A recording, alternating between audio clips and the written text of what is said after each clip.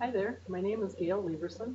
I'm an MBA candidate at Bemidji State University, and this is my final report for my Strategy and Management course. This report is on my virtual company named Happy Feet Shoes.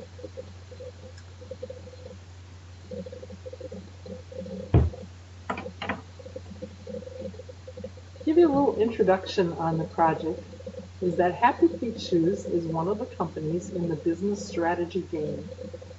For the final course in the MBA program, Bemidji State University uses the business strategy game as the capstone course. This was a game that was developed in 1990. It was created by a man named Arthur Thompson and another one named Greg Stappenbach. Over the years, they've made updates to the virtual game every couple of years to keep it vibrant, and they've also been joined by authors Mark Reidenbach and Chris Harms and Ira Thrasher. This game, the whole idea of it is to explore the complexity, the opportunity, and the rivalry of actually being in business with other like businesses. So our industry is the manufacturing of athletic footwear. And in this particular course of the BSG game, there were 4 people in our class, so each of us operated our own virtual shoe company. And each week of the class represented 1 year in the business's life.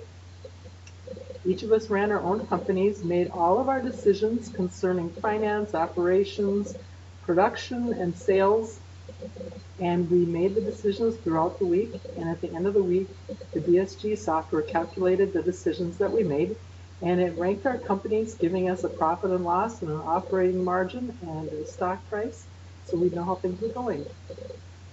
And by the end of the time, the companies with the better strategies, they always score higher in the business strategy game. So we each have our own board of directors, and they set up the same goals for our companies. They said throughout the 5-year plan that our companies, our earnings per share should increase by 7%, and that would be each year. And that would be the same for our stock price. That should increase by 7% each year. Our return on equity should be at 15% or higher all the years of the game. We should always keep our credit rating at B+ or higher, and our image rating at 70 or higher. The image rating is what the general public and the buyers think of our company, and that's a combination of making high quality products, having good celebrities endorse our products, and having a high market share in each area. So the BSG game, that it actually starts in year 11. When we enter the game in year 10, at that point, all of the companies, the 4 companies, have the same rankings and we have the exact same resources. And then our first decision round is in year 11. And so we made decision rounds in years 11 to 15. So we had 5 years of competition in this game. So to tell you about Happy Feet Shoes, I had the strategy set up to be the low-cost provider, striving for overall lower costs than the rivals in a comparable product.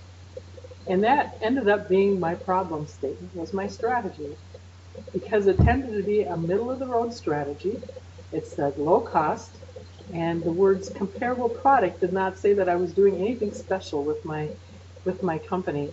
And ultimately, it did not provide the momentum that I needed to gain and to keep the market shares. We started out with very high sales, but then we soon lost out to rivals when our strategy wasn't as strong as theirs.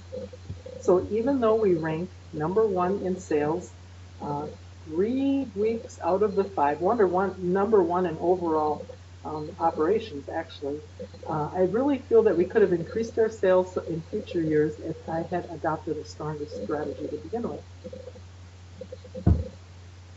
In the 3rd year of our game, that would be year 13 actually, I completed the SWOT analysis of my company.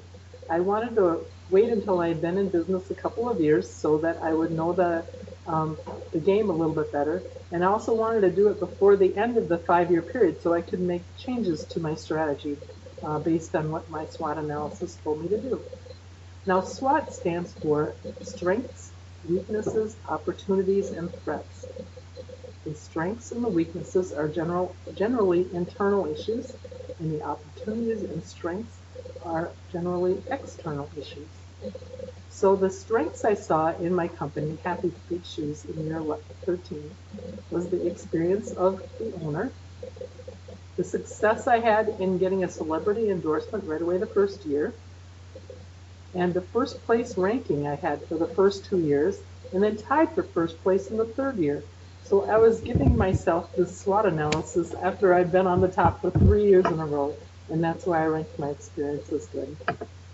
I had given stable dividend payments to my shareholders for those 3 years, $1 a share, and that's consistent with what year 10 was, and I wanted to keep that about the same.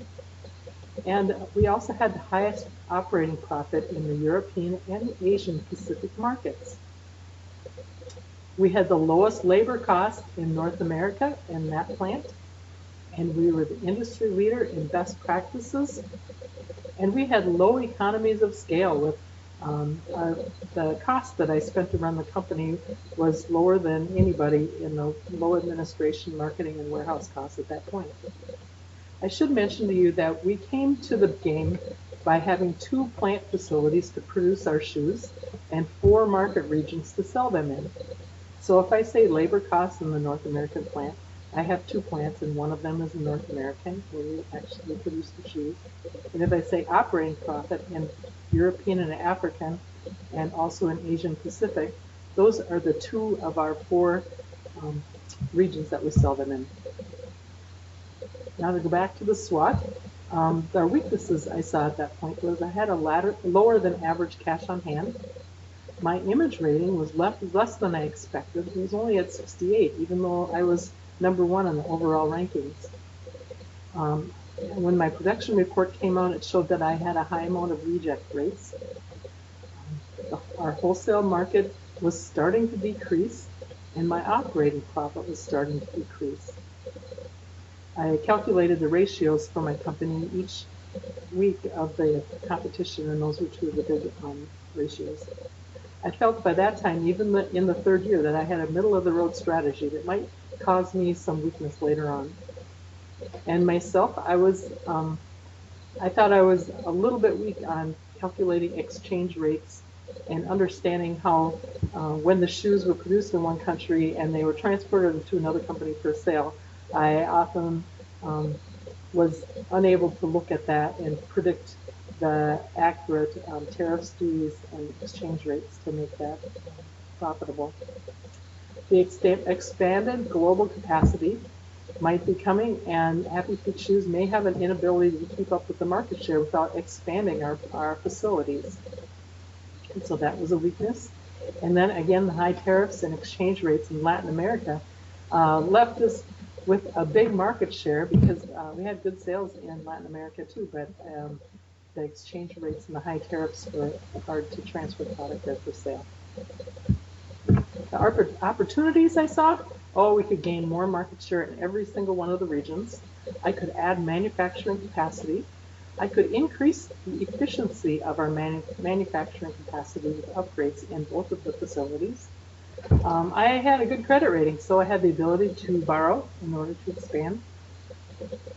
There were 4 of us in the class, and the other 3, I was getting to know them fairly well in a small class like this, so I had good knowledge of the rivals, and I had the ability to try to focus on some of their market weaknesses. For instance, if there was a particular weakness one of them had for selling in a certain market, I could concentrate on selling more product there. There was good growth potential with decreasing delivery times, or even adding some free shipping to my internet sales. Neither of us had tried that yet, so in year 3, that was a good opportunity. And also I had the ability to increase the corporate social responsibility investments. I had not invested very high in that the first 3 years. And at that point, the global market for athletic footwear was continuing to grow in all of the different segments. So that was a great opportunity. Threats. If we had one rival that gained quick strength in that competitive market, it could change the industry quite quickly. With only 4 of us there, each of us had about 25% of the market share, so it could change very quickly. I could possibly have financial difficulties, and that would constrain my growth. And we had this short 5-week DSP cycle that offered limited time for our long-term investments to take effect. Another threat would be the global economy could collapse, just like it did in 2008 and 2009. Our rivals could increase capacity and would grow faster than Happy Feet. That would be a threat.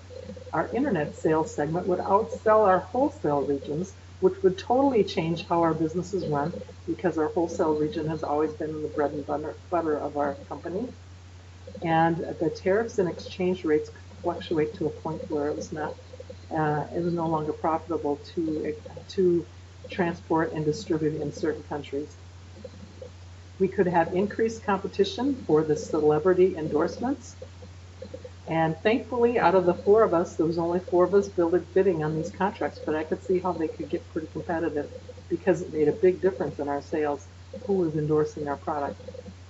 And lastly, we could have more rival competition because the markets were projected to slow down after year 15.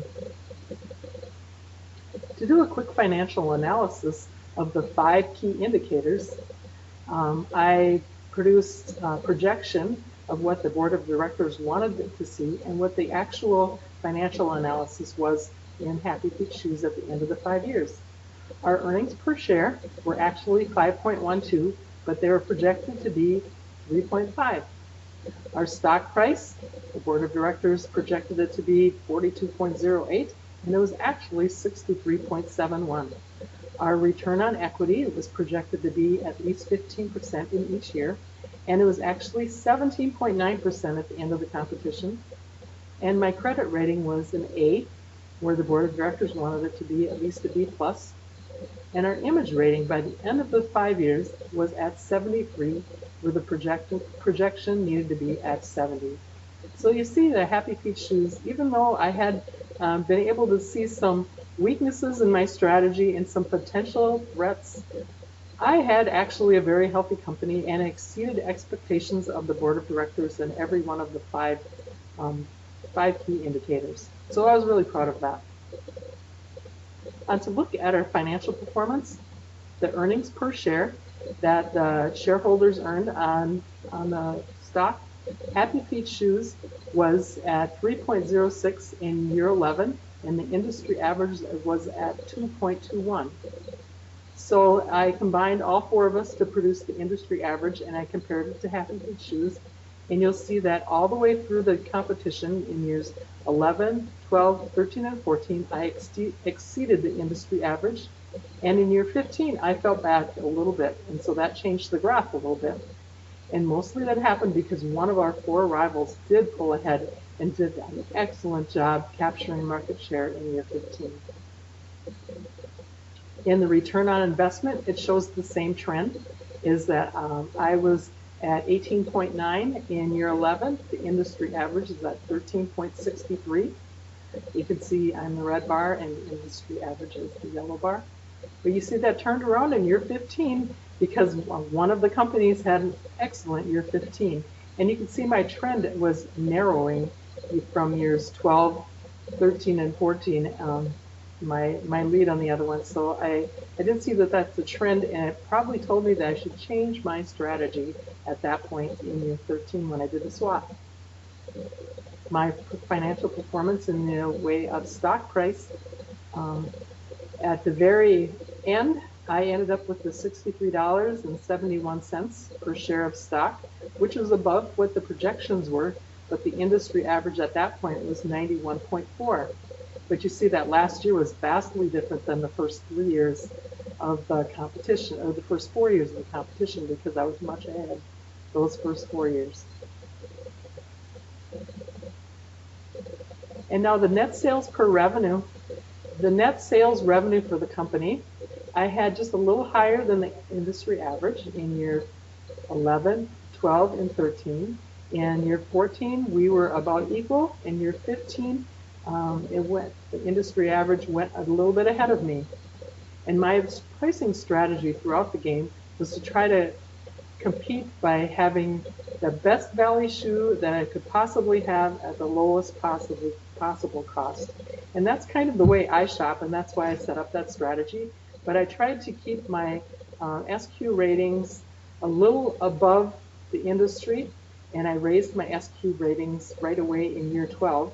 But I also tried to keep my price just a little beneath the competition. And I did that by adjusting the price a little bit higher, but using the return on the rebates to lower the cost. So the informed shopper and the educated shopper could go out and go, hey, this technically is a really good shoe for a really good price. And that's what I was looking for. So you see my sales in year 15 was 345.7 million, and the average for the industry was 363.8.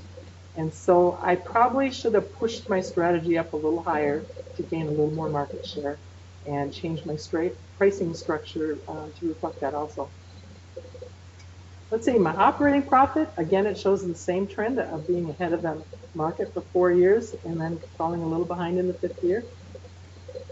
And my overall ratio analysis here, I had, let's see, one thing I was really proud of is that I had working capital that was 120 million, where the industry average was 102 million, so I was higher than the industry on that. And my interest coverage ratio was also much higher than the industry average. I had 91.99, where the industry average had 52.85. I think that's because I paid off my loans fairly quickly, and then I refinanced any debt I had in the 5th year, so I had a really high credit rating and I had a low interest at that point. And I also did not add on any capacity to my facilities during the 5 years I was there. So that limited my debt, and that gave me the high interest coverage ratio that I had. Now the other ones, the ones that are indicated with the red flag on the left, those were ones that I was a little bit less than the industry average. And so those were things that I possibly should watch. And each week when I did my ratio analysis, I did it on a graph and I did it in Excel, and I could see the trends starting to change in year 13. And that told me that looking at the trends very carefully each year, it told me when I should start making changes to my strategy. And I believe if I would have made those changes, my sales would have been a little bit higher in year 15 too. I'm looking again at the ratio analysis. This COGS stands for cost of goods sold. And I have a background in economic development, and I realized that every time manufacturer makes a product, they have to sell it to a wholesaler. They mostly double the cost when they sell it to the wholesaler, who again doubles the cost to sell it to a retailer. And so I looked at this whole game and I said 57% cost of goods sold is extremely high to begin with. And so I sought to lower it. In year 11, I decided to raise the quality of our products, so my cost of goods sold went up a little bit in year 11. But then I enjoyed the supplier market catching up to us, and then our cost of goods sold was less than average. It was down to 54% in years 12, 13, and 14. And so I achieved my goals of lowering my cost of goods sold. You'll see that it went up again in year 15, but that's mostly because I raised the SQ rating of our shoe once again. So I had a product that was at least 2 grades higher than it started with, and a cost of goods sold that was only just about half a percent higher than it started with.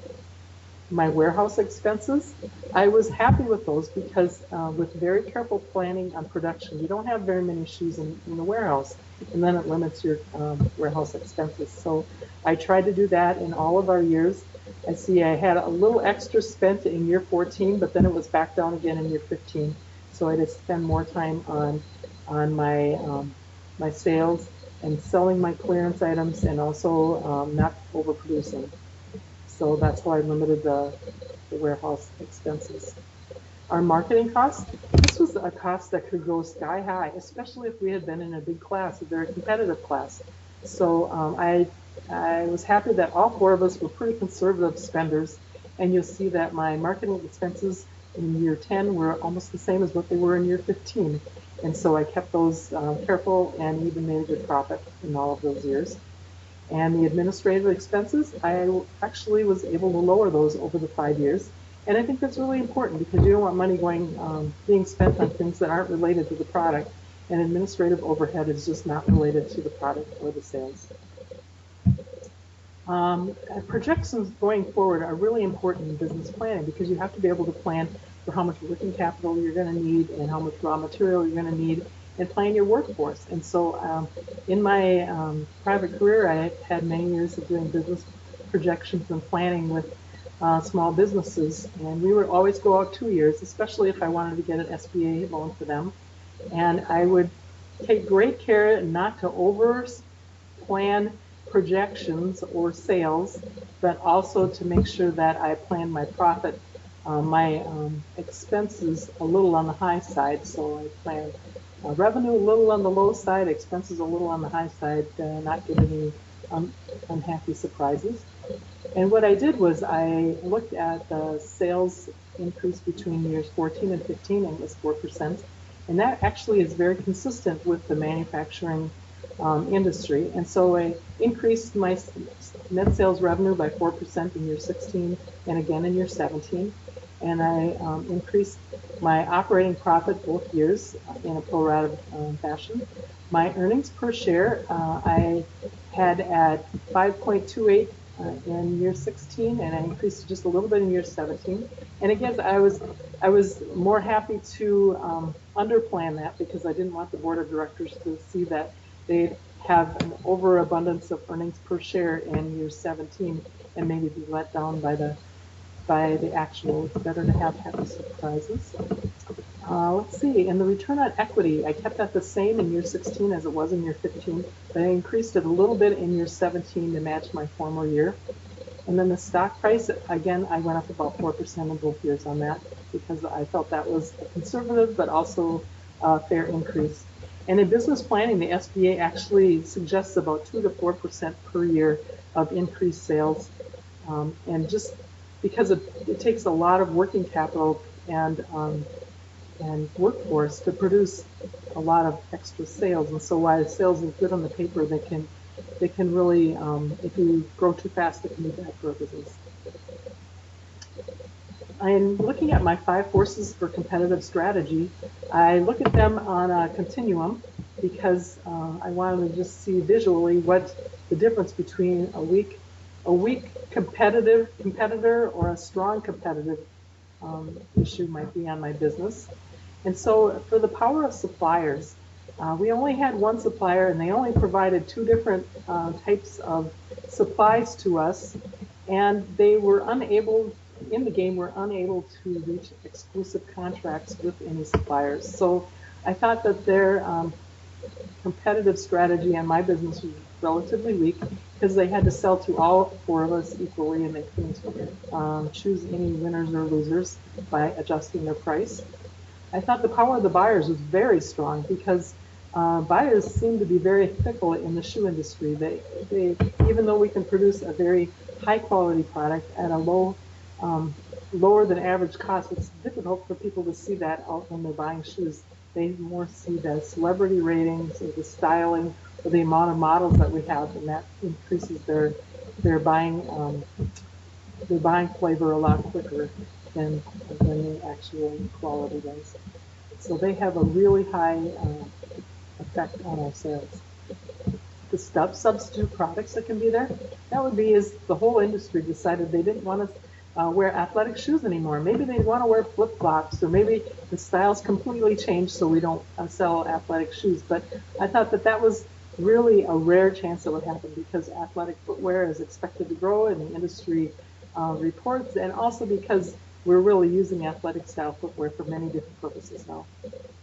The barriers to entry, I thought that was a pretty weak competitive effect on Happy Feet shoes because it's very expensive to get into the business of shoe manufacturing and distribution.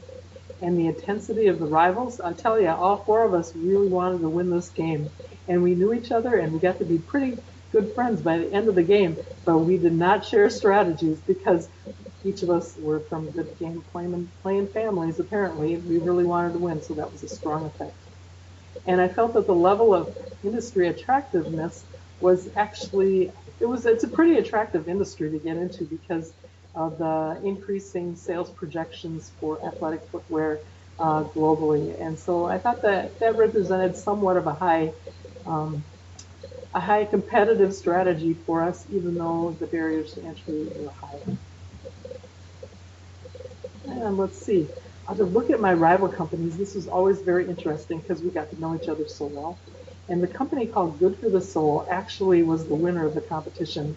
And she concentrated on having high quality shoes, very low models of them, and selling at a high price. And that worked really well for her because she had a higher operating profit than any of us. She didn't have to work so hard. And the first few years of the competition, she didn't sell very much because people didn't know her very well. But after 5 years, she caught on and did really well. Ground Dog shoes, they had a different strategy than that. Hers was more closer to mine. It's having a low quality shoe, a high model number, and a low price. The first year of our competition in year 11, she actually lowered her prices quite a bit from what they were in year 12 when we inherited the business. And it really set the bar low. It's like, oh my gosh, she's going so low in her prices that she just, could really walk away with all the market share right away. And I think it really gave a different flavor to starting out in after year 11. And then Great Feats, when I looked at his sales prices and his market share, it really stayed steady. And it sounded like a great way actually to run a business in keeping the prices steady and keeping his market share steady. I don't know how the competition would turn out 2, 4, or 5 years from now, again, if that would be a good strategy to keep with or not, but he did pretty well on that for 5 years. My closest competitor in strategy was Ground Dog Shoes, again, low cost, high model number, just like me. My closest competitor in sales was Good for the Soul, and she sold the most of all of us. 356 million were sold in year 15, and I had 345 million sold in year 15. So we were the closest in sales. And then my closest competitor in score was Great Feats. He had a game-to-date overall score of 100, where my game-to-date overall score was 101. So we all compared well and were good close competitors and made it for an interesting game. Now the strategy I'd recommend going forward for other people that are going to play this game is I would develop a really growth-minded, grand strategy for my company. And I would say let's increase the market share by growing it at a faster rate than anybody else in the industry. And setting that grandiose strategy will really propel you to do everything you can to grow that market share of that company.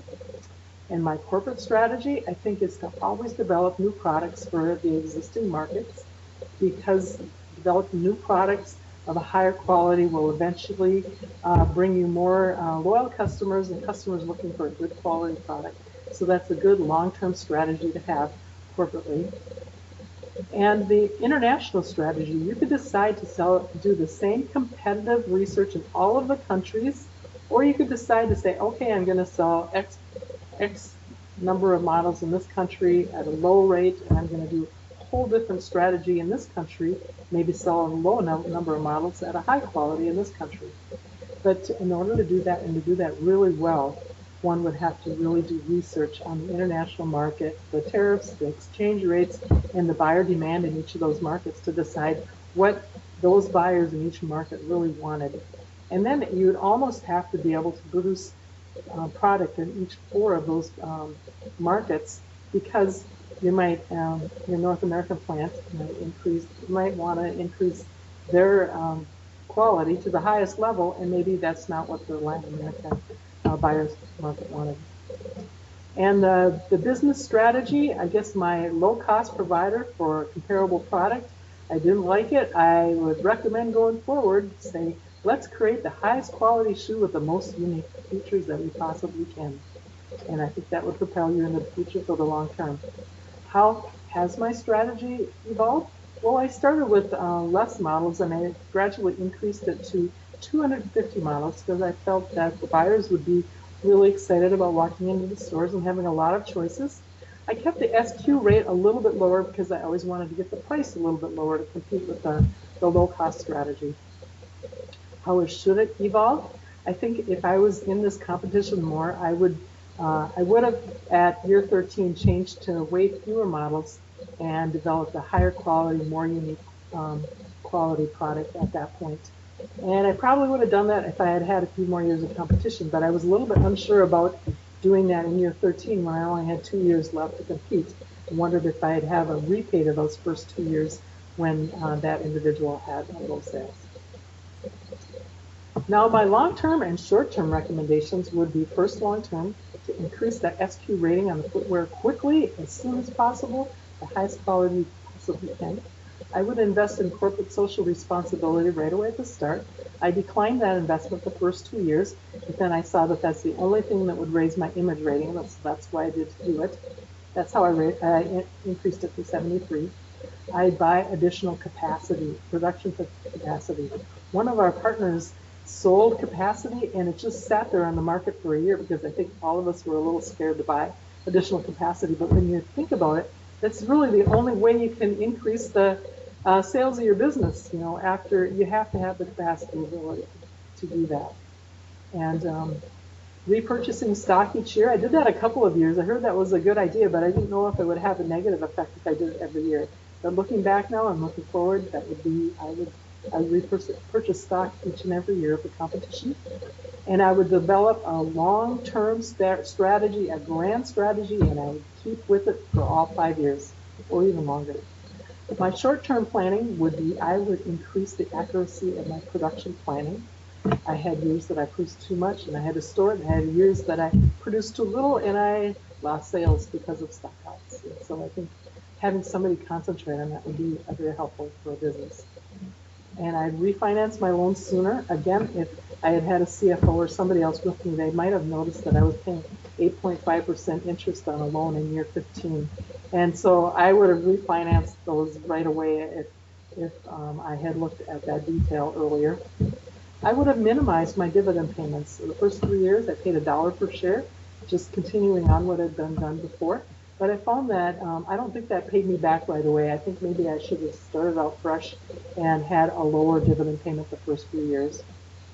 And then I would increase my worker training early to minimize my reject rates. I found early in the competition I was trying to decrease my cost per pair, and I spent so much time doing that that I probably didn't invest in worker training as quickly as I should have. My lessons learned from my field representative. Well, Miss K. Mack of Beltrami County was my field representative, and I specifically chose her because I wanted to learn about finance and I wanted to learn about human resources.